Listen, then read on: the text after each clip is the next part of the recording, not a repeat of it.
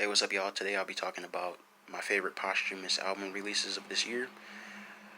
Today's video will cover Mac Miller's Circles, XXXTentacion's Bad Vibes Forever, Pop Smoke's Shoot for the Stars, Aim for the Moon, and Juice WRLD's recently released Legends Never Die album. First off, I would like to say that Circles is my absolute favorite posthumous album of this year because it is just beautiful. All of the songs were great. Not a single negative thing that I could say about it. If you haven't listened to it already, go check it out.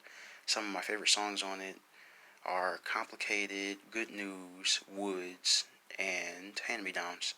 Every song on the album is great. Mac Miller was a great musician. He was just finding his lane and singing more and making funky classics that will go down in history. It's just such a great album. Not a single bad thing to say about it. Too many good things to say about it in this short video. So I'll move on to my second pick, which would have to be Juice WRLD's recently released album, Legends Never Die. The cover art is beautiful. It's awesome. Exactly what I like to see from the cover art. The songs are beautiful and awesome. Very atmospheric and ethereal. Melodic, everything.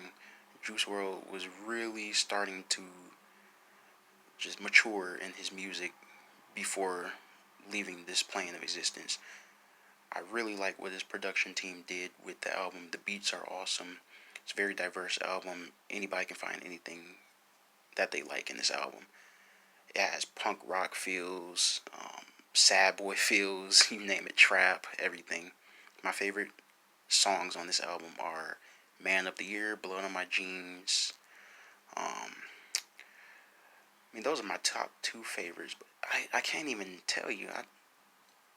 So many good albums. I'm just baffled. So many good songs on the album.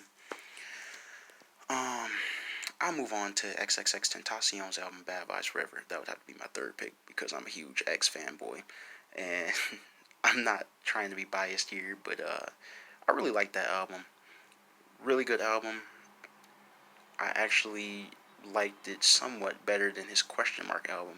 I know I'm going to get a lot of flack for that, but it's actually a really good album if you listen to it multiple times, which I have since December when it was released. I got it the first night, laid in my bed, stared at the ceiling, listened to it, bought the album instantly. Beautiful album. So many bangers on there. I just don't think it got a fair chance, and his team didn't promote it well. Some of my favorite songs off that album are School Shooters, Demons featuring Joey Badass, and Kimba, who I'm going to talk about on this channel later. Changed Her Life featuring Rick Ross. I actually like the hook. A lot of catchy things on the album. Y'all should go check it out. If you haven't already, give it another chance. And last but not least, I'll be talking about Pop Smoke's new album, Shoot for the Stars, Aim for the Moon. Good posthumous release for Pop Smoke. Hopefully it's not his last, because it was a little underwhelming for me, but they did the best they could with what was available to them. I heard that he has somewhere in between 400 to 500 unreleased songs. Dude was a workhorse, just like Juice WRLD and Mac Miller. I hope that we get a deluxe edition with more trap bangers and drill beats, because those were severely lacking on this album. That's why I didn't really feel it as much. I liked the direction Pop Smoke was going.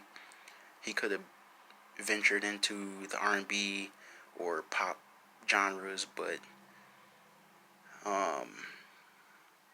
just some of the features were unnecessary, and I didn't really feel it as much as the others.